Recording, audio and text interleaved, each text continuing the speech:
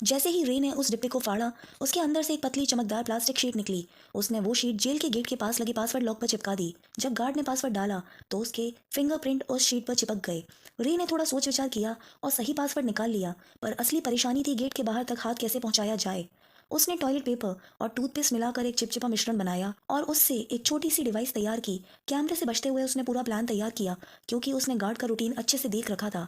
जब guard cigarette पीने बाहर जाता था तो मॉनिटरिंग रूम 7 मिनट के लिए खाली रह जाता था। उसने एक कमजोर जगह भी ढूंढ ली। जेल के पास एक फायर स्टेशन था। अपने प्लान के अनुसार उसने एक कैदी को मार दिया ताकि उसे सजा में ब्लैक सेल भेजा जा सके, और वही हुआ। ब्लैक सेल में पहुंचते ही उसने ताला तोड़ दिया और सीसीटीवी को हैक करके पुराना 1 मिनट का फुटेज चला दिया।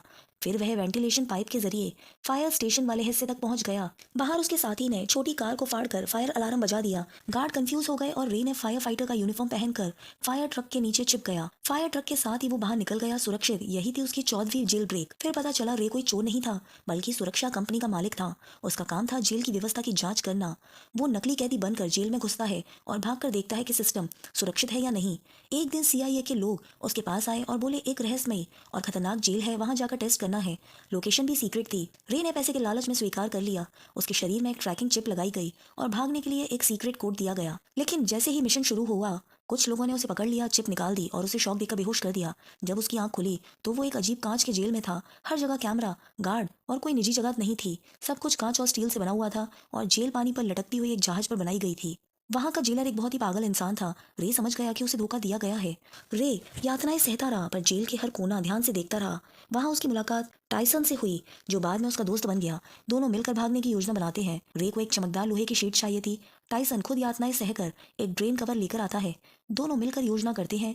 यातना कक्ष में रोशनी के प्रतिबिंब से कीलें पिघलाकर स्क्रू निकालते हैं। सीसीटीवी पर गीली रोटी चिपकाकर कैमरा ब्लॉक करते हैं और पाइपलाइन में घुस जाते हैं। पर फिर रे को एहसास होता है जेल जमीन के नीचे नहीं, बल्कि समुद्र के बीचों बीच एक विशाल जहाज पर बनी है। अब उन्हें समझ आ जाता है कि भागना लगभग नामुमकिन है। फिर रे, टाइसन और एक और कैदी मार्को ब्रदर्स मिलकर अगला प्लान बनाते हैं।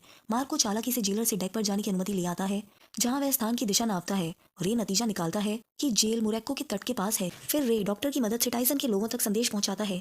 डॉक्टर भी एक लाइव प्रिजनर था, वो मदद कर देता है। अगले दिन रे मोर्स कोड में संदेश लिखता है ताकि जेलर भ्रमित हो जाए। कल सी ब्लॉक में हंगामा होने वाला है।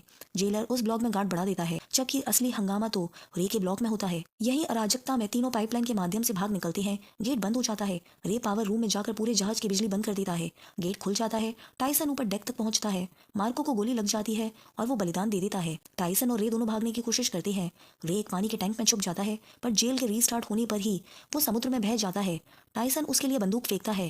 रे एक विस्फोट से जेलर को उड़ा देता है। आखिरकार वे दोनों अफ्रीकी तट पर पहुंचते हैं।